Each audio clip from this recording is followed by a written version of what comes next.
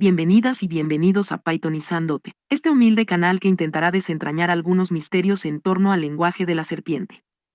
A lo largo de este video, aprenderás de manera práctica acerca de temas más avanzados como el overfitting, la función de early stopping, el dropout y el batch normalization. Será recomendable que tengas conocimientos mínimos de Python para sacar mucho más provecho de lo que explicaremos. Comenzamos. Habíamos comentado que cuando dejamos entrenar a una red neuronal durante muchos epochs, la tarea puede llegar a tardar demasiado tiempo. Además, le damos mucha complejidad a la red. Esta normalmente suele sobreentrenarse, lo que generalmente conocemos como overfitting. Cuando esto sucede, una vez que entrenamos la red, vemos cómo los resultados de las métricas para los datos de entrenamiento y de validación empiezan a discrepar considerablemente. Aquí hemos creado una red neuronal similar a la anterior, pero con 100 epochs, bastante más que las del modelo anterior. Esta ha tardado unos 30 minutos en entrenarse, aunque el tiempo va a depender del poder de procesamiento del PC en donde lo corramos.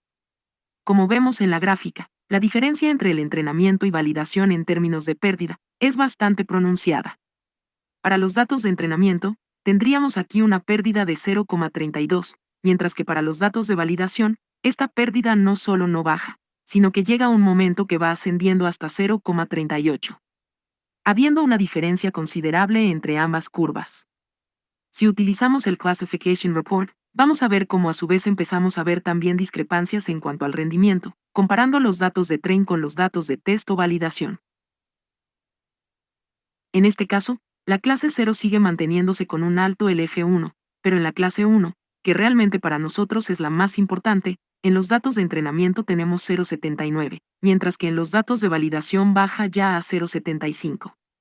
Si bien este no es un claro caso o un caso muy acusado de overfitting, si empiezan a indicar que hay una sobreajuste o empieza a haber un sobreajuste en este modelo. Como ya habíamos comentado, hay diferentes formas de intentar evitar este overfitting, y entre esas formas estaba la función de early stopping. Vamos a importar esta función de early stopping, y aquí tenemos los argumentos que suele utilizar esta función. El argumento monitor, que nos dice la cantidad que se va a monitorizar. El mínimo delta, que es el mínimo cambio que necesitamos para considerarlo una mejora. La paciencia, que sería el número de epochs que le permitimos que esté el modelo sin mejorar. Si sobrepasa ese número de epochs sin mejorar, entonces el entrenamiento se para. Verbose, que es el verbosity model, o sea el detalle que nos muestra en pantalla. Y después el modo, que indica cuándo o con qué tendencia tenemos que parar el entrenamiento del modelo. Sabiendo esto, vamos a entrenar una nueva red neuronal con diferentes capas. A continuación vamos a definir la función de early stopping utilizando el método de igual nombre, early stopping. Le decimos que monitoree la pérdida de la validación. El verbose va a ser 1, o sea, que nos muestre un poco de información. El patience es 5, es decir, 5 epochs le vamos a permitir sin mejorar mínimamente.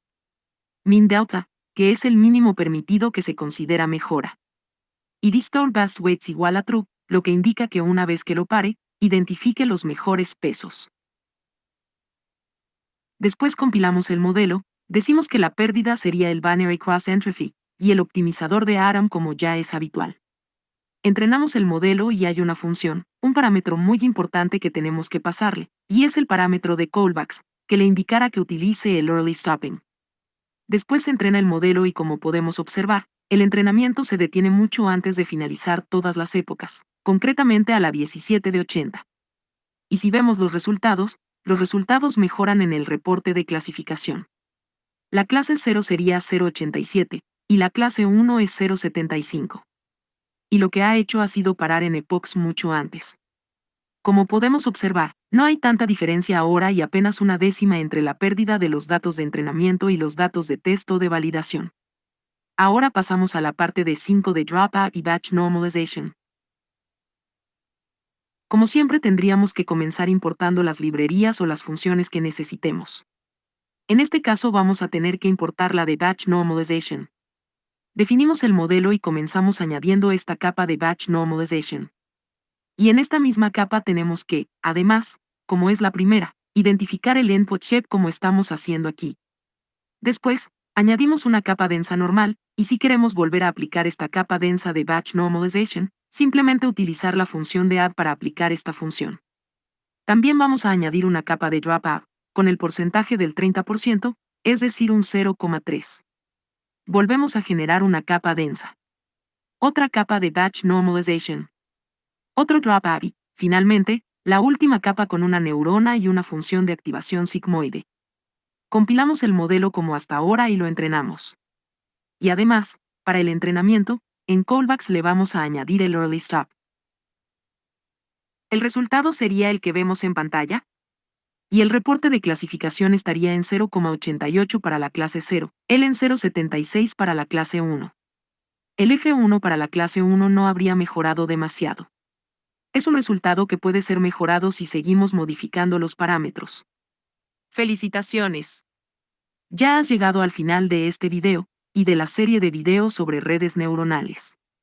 En esta serie de videos, has aprendido acerca de las redes neuronales y funciones avanzadas para mejorar los resultados obtenidos con esta técnica de Deep Learning.